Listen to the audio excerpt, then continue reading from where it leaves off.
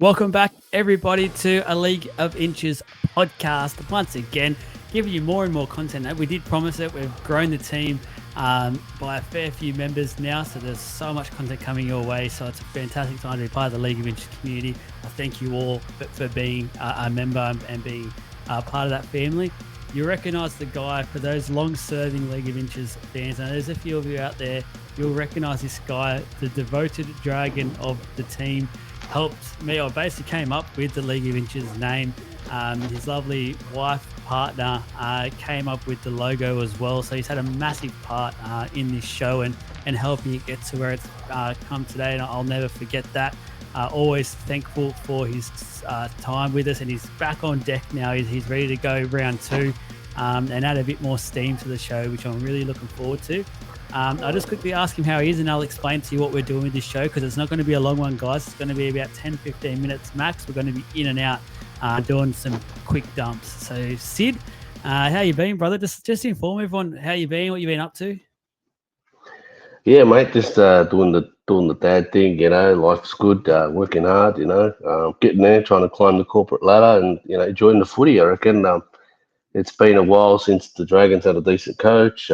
Practically, I watch most games anyways, loving the footy. It's a good time to be a rugby league fan, albeit with all the baggage of, we're never happy with refs and all that sort of thing, and rule changes and this, that and the other, and your team loses and, it's conspiracy and all that stuff, but it's all part of the drama, isn't it? Oh, it's why we love rugby league, isn't it? It's a soap opera that doesn't stop. And you know what? At the end of the day, for being honest, it is actually kind of a drama. So we bag the missus out for watching all those drama shows, the Desperate Housewives, the Married at First Sight. But you know what? We're watching it each and every day. We're watching our NRL 360s, and we love the drama side of it. We don't want to admit it, but I think deep down we all kind of do. But you're right. I remember, and people go back if you want to listen to us. I think it was last year, actually. We had a chat about the Dragons with City jumped on. And he mentioned a couple of the points that has now been solved by the club, and it's good to see you're up. I think you're on the upward trajectory. You've got a great coach here in Shane Flanagan, which I'm jealous of. But yeah, we'll talk more and more, guys. There's going to be a new series coming out over the next couple of weeks where we'll do a get to know all the League of Inches cast members as well, or not the cast members, they're basically the crew, and just go from that. And you'll know a lot more about them. We'll talk to Syd and that, obviously, about the Dragons and everyone else about their teams, and also just about themselves. So let's get into what we're here for today. Promised it to be a quicker show. It's called Quick Dumps. So a bit of a play on touch footy. We're both touch footy heads, have both played a lot of it, and obviously just about football in general. So it's going to be a set of 6, basically. So like dump 1, dump 2, dump 3, etc., all the way to the last tackle. And it's just about topics at the moment that are in the game, and we'll give our hot take. Now, we're only allowed 60 seconds for our answer, and then we basically get donked out. We'll be here the big buzzer, and away we go. Now, we've got the timer on the top of our screen, so we'll be able to keep with this.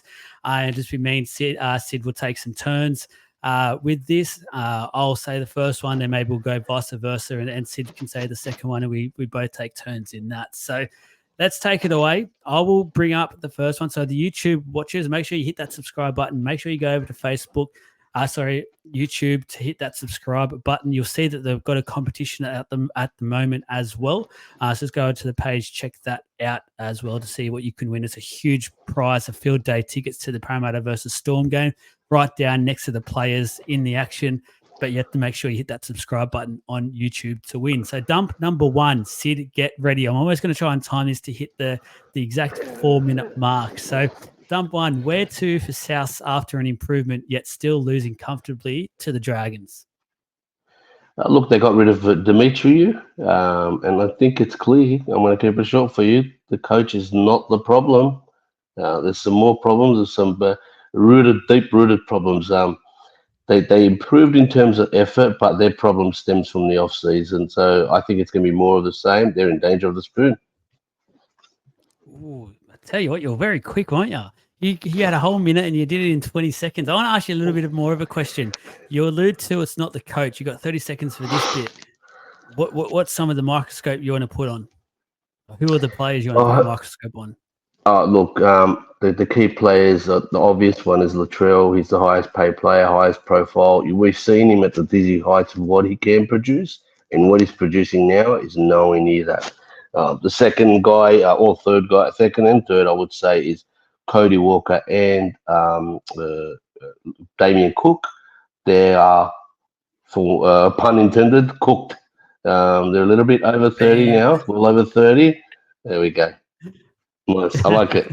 You did I it. can't see the You did it timer. well. Has it disappeared on you? Unlucky. Here we go. Yeah, that's all right. Now I got your guidance. I'll Don't do worry. my yeah. For me, for the Rabbitohs, yep, there was a bit of an improvement there on the weekend. Looked like there was some hungry young guys in that team, which I think is going to be the key for South Sydney for the rest of the year, is to not rely on those experienced guys because they've obviously helped get him into this mess that the situation that they're currently in. Let these young guys, like Tallis Duncan for mine. I don't know what's happened to him this year, but there were so many people raving about him becoming that starting player for South Sydney. Let him do so. Let him just bloody him for this year now. There's nothing to lose. Like, it's literally, you're at the bottom. The only way is up, and it's a bonus if you achieve that. Because like many, I feel like you might be getting the wooden spoon as well. So blood these youngsters, let them come through. I agree with what Syd's saying. Latrell for mine needs to go into the centres once Jai Gray is fully fit. At the moment, injuries are killing him as well, because I think some of those changes that can be forced just simply can't happen because of these injuries, unfortunately. All right, Syd, you can read out dump number 2. Alrighty, so are Manly contenders or pretenders after regularly squandering fast starts week after week? I know Manly fans, a lot out there think I hate the club, but I've got to say it, and it's not out of a hatred thing. I actually think you're pretenders. I've seen too much now from the Manly Seagulls to consider themselves contenders. If the grand final and final series was played at Brookvale Oval, I would have them as contenders. But the fact that you don't get to play the grand final at Brookvale, where they become a different beast, I'll have to say for mine, they are definitely pretenders. Even with a fit Tommy Turbo, I just don't think they were doing enough to trouble those top 4 or 5 teams that we've currently got in the competition. I think they're a fair way away from the likes of your Penrith, Storm, Sharkies, and the Roosters. Syd? Yeah, I'm going to go with you on this one. That they are pretenders. They've got some talent. They've got a good balance of experienced heads in the right position. They just can't seem to put it together. Um, Mister, I bagged him a few few times in the early days of League of Inches. Seabolt, Mister, it's all about attitude. That's his favourite word. I just don't think he's a first grade coach. He was very lucky to inherit that South Side way back. Then he fell apart at Brisbane, and he's doing it again at Manly. So a couple of reasons: the on-field problems and the coach. Pretenders. I 100% agree with that one. So dump number 3. Will the Dolphins keep this up or fall away? Take the mic, Syd. See, I've had a lot of faith in him because of one reason. People keep writing Bennett off, and he keeps coming up with the goods. Keeps pulling these players out of thin air, and he keeps bringing.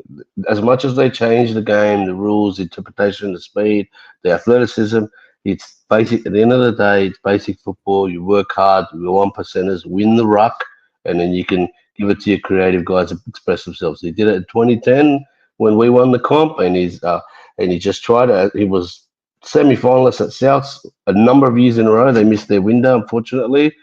Newcastle was another story. We know what happened there.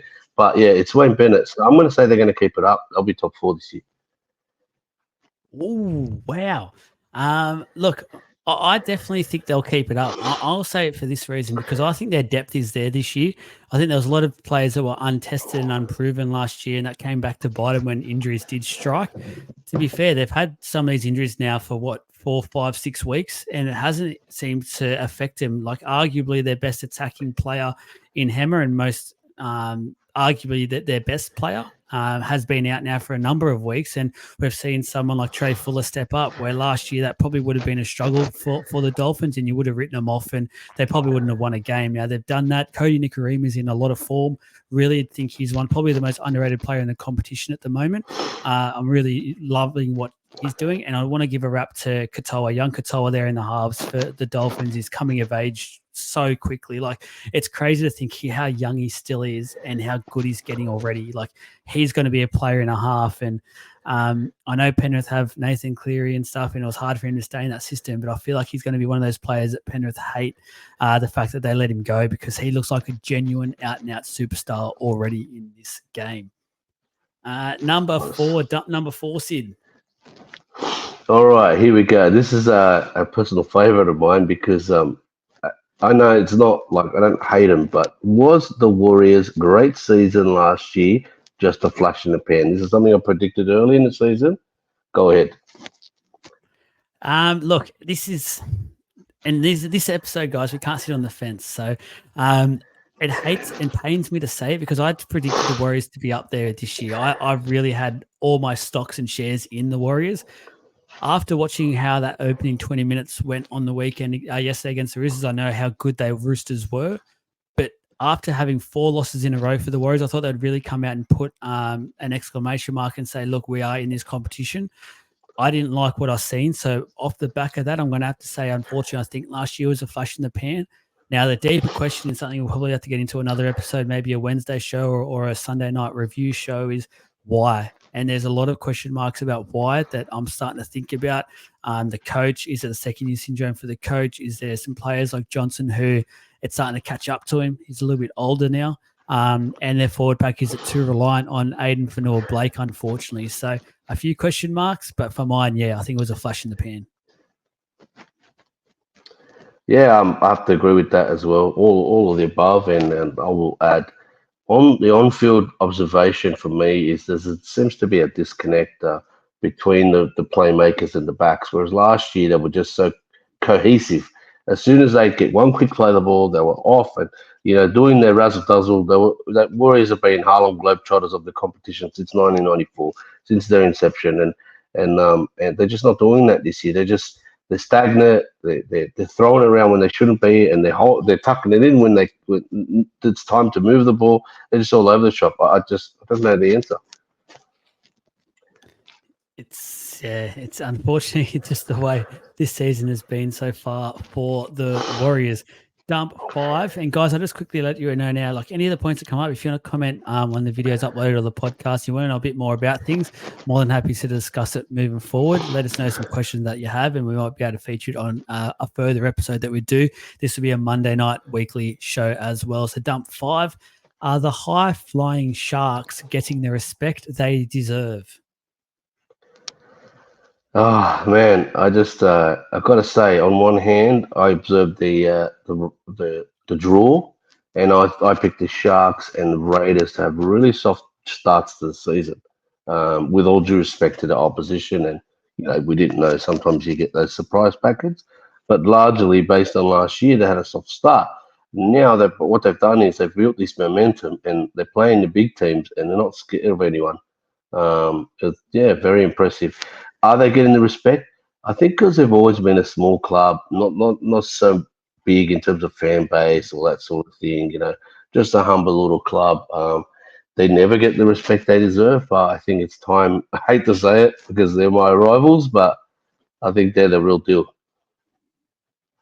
Yeah, look, I'm 100% with you there, on board with it. The thing I like to say at the moment about this week draw that people talk about, this year has been a different year so far. We've seen a lot of the higher ranked teams have a hiccup once or twice against some of these lower teams that they're expected to beat and have a soft draw. And the Sharkies have been doing quite well with that. They just look like a very well-oiled machine. I keep making a point of it. I mentioned the subbies group, guys. If you haven't already, make sure you become a Facebook subby. I liked what I seen at the end of that game against the Storm, how on the field they all got together as a playing group and they had a chat about things. It was probably about enjoying this moment that they finally defeated the Hoodoo, but also about carrying the momentum in. And then I looked further in the sheds. The whole club is in the team song, not just a couple of the players trying to be idiots and get into it. Everyone was singing it so passionately. That's a club for mine that's ready to do some big things this year. They're all on board for it.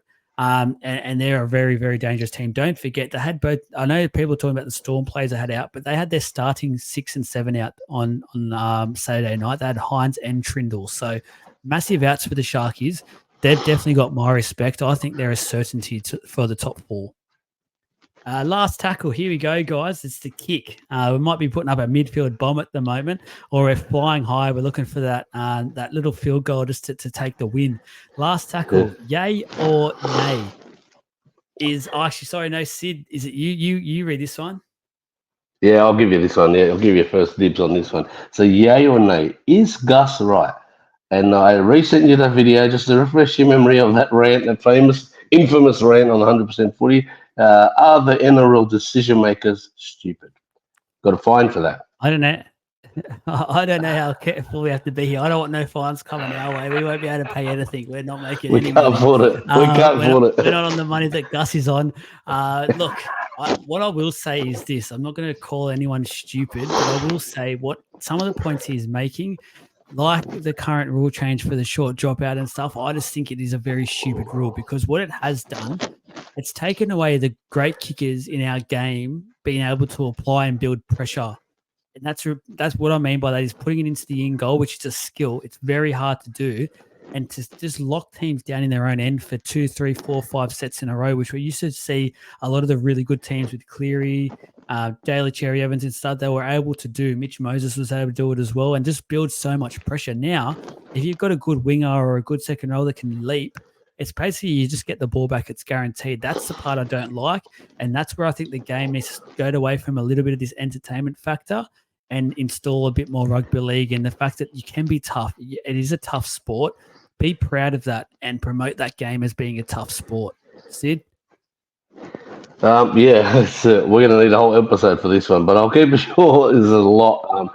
So I just think what Gus is getting at is certain decisions in terms of rule changes or interpretations. You mentioned the dropout one. I'll go with the obstruction one, right? For instance, you got a double lead runner. They spread it. They hit the fullback around the back on the sweep. And they score in the corner, but the first lead runner has a little nick on one of the defenders who's 5-6 defenders in, and then they call it back and they call it obstruction. And in a million years, he's not going to stop that try. That's the frustrating part. In short, that's probably the example of it. Probably 1 out of 10 rule changes over the last 20 years have been logical. All the rest are just baffling, creating more questions than answers. So are they stupid? I don't know. Yeah, they're making it very hard. Yeah. We might sit on the fence for this one. The guys, it's just a league of interest here. We like what we're doing, so let's not get turned off the airways at all. Peter, we just started. See you at Magic Round, brother. We'll talk then over a cold one. But guys, that's the episode. That's quick dumps. We hope you've enjoyed it. As you said there, please become a Facebook subby. It's only $2.99 for the month. You get so much exclusive content. You get in the draw every fortnight for a double pass to an NRL game of your choice, and so much more. It is actually crazy value. $2.99 is less than a coffee, and it's for the whole month. No contracts, no nothing. You can get out if you don't like it. Have a try. See you later. But Syd, thank you for jumping on, guys. As we said, please put your thoughts in the comments. Let us know what you think of each of those points. If there's something you want us to raise for the future episodes, please let me know. But make sure you hit that subscribe button as well. It goes a long way of helping support the page. Syd, passing comments. Let us know your good night message. Enjoy the footy, enjoy the full rounds. I know it's wet and wild out there these days, so super coach points are a little bit low at the moment. But enjoy the full rounds before Origin comes around. The silly season, Wayne Bennett calls it. And it's just have fun, a bit of banter, and it's a good time. Thanks for having me as well. No worries at all. Hope you've enjoyed it, guys. Let us know and give Syd a bit of a shout out in the comments as well. He's back on deck. How good and more content for you guys.